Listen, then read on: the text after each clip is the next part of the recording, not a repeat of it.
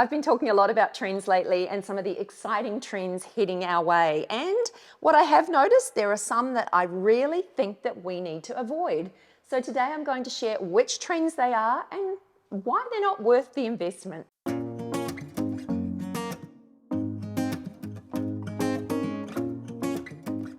Hi, I'm Leonie and welcome to my channel. Now, when it comes to fashion, I know that we're not all on the same page, but I wanted to put together a video to share some of the trends that I think we should avoid and why. And purely this is my thinking, it's my opinion, and I kind of really want to prevent you from wasting your hard-earned money on trends that I don't think are worth it. Oh, and I'm also delighted to say that I have a discount code to share with you from the team at Squarespace today. And Squarespace is my favorite website building platform. So I will share that discount and tell you a little bit more about Squarespace shortly. Now, first up, this one is probably going to be a little controversial, but it is barrel sleeves. Now, I've talked a lot in recent videos about barrel leg jeans and pants, and you guys probably already know that I'm a huge fan of this particular style of pant. And just talking about the barrel leg pants here for a moment and jeans, if you haven't tried them, I urge you to give a pair a go. They are surprisingly flattering on so many different figures. So please, if you've ruled them out, maybe give them a go. But what I'm talking about today is barrel sleeves. Now, in my opinion, these sleeves add far more volume than what we need. And what I am seeing with fashion, there seems to be some really oversized fits. And that will work for some of us, but it's a very tricky trend to get right. Now, batwing sleeves are one thing, but these barrel sleeves are almost like a supercharged batwing. So there's a lot of fabric there. There is a lot going on. And for that reason, I tend to think they're going to be a tricky trend to style.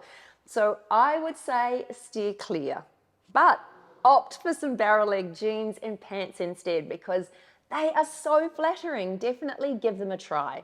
Another trend that I've seen quite a bit, and I'm absolutely not here for it, and that is sheer sweaters. Now, hear me out on this. I absolutely love sheer pieces. I took a while to warm up to sheer lace type skirts, but I'm a huge fan now.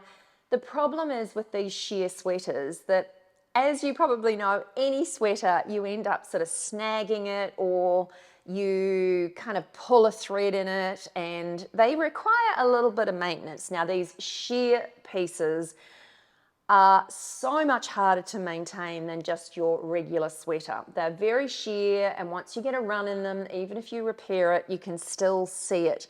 I bought a sheer sweater last season and probably got 2 wears out of it, and now I just can't wear it because you can see those little pulls and those little areas that have snagged, and there's just no disguising them. So while they may look great on the first wear, they're a piece that you have to be incredibly careful with, and for that reason, I've put them on the list. Now, I just talked about sheer sweaters, and in that same vein, we have seen lots of beautiful sheer skirts and sheer pieces, but what I have seen creeping in, and I think is a big no-no, that is sheer pants.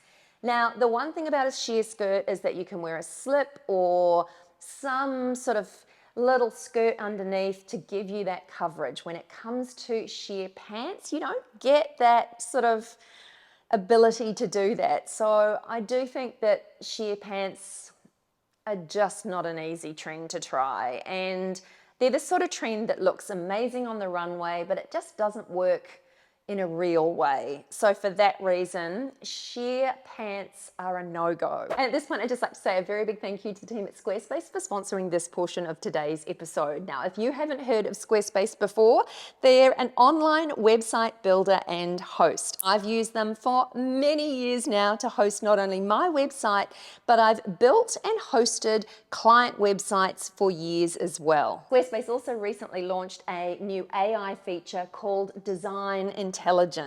Now, this new feature makes it even easier for anyone to build a stunning, personalized website. that does everything that you need it to do. You can even create an online store with a Squarespace website. There is nothing that Squarespace websites do not do. Trust me, they are amazing.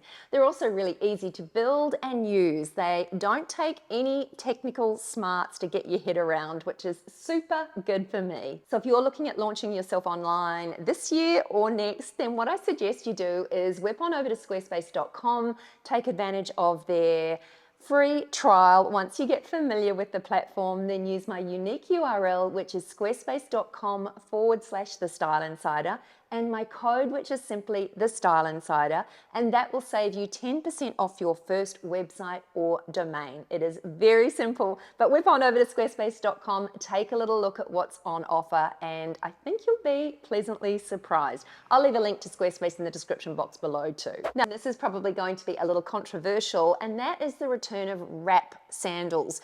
So a little bit like gladiator style sandals, and the reason that they are on my list is because I have never owned a pair of these wrap style sandals that the straps have actually stayed in place. And I see girls wearing them and street style images of girls looking amazing in them, but I just wonder whether some of these shots are staged, because I don't know what it is. Maybe I have got big calves, maybe that's part of it, but wrapping up these sandals and wearing them, it never seems to work. The ties always end up around my ankles, just loosely fallen down. So these wrap sandals can look good in a static picture, but I think in real sort of practice, they are just not that great. And there are plenty of other options available as well. There are some really cute little ballet flats and Mary Janes on offer. And while these wrap sandals are, I think it was Resort Collections that I saw the designers showing these, they are very resorty, but don't think of them as a practical or sensible option to walk in for any distance. I talked in a recent video about how skirts are being worn over pants, and designers are creating hybrid versions of these pieces. So they're basically giving you the pant and skirt all in one. But I have noticed another little trend that's kind of slipping through as well, and that is it's almost like a skirt pant hybrid, a scant, but it's a one leg pant. So it's one leg in, one leg completely or almost bare, and the skirt kind of covers that side. I don't know. I just think that this is designers going silly.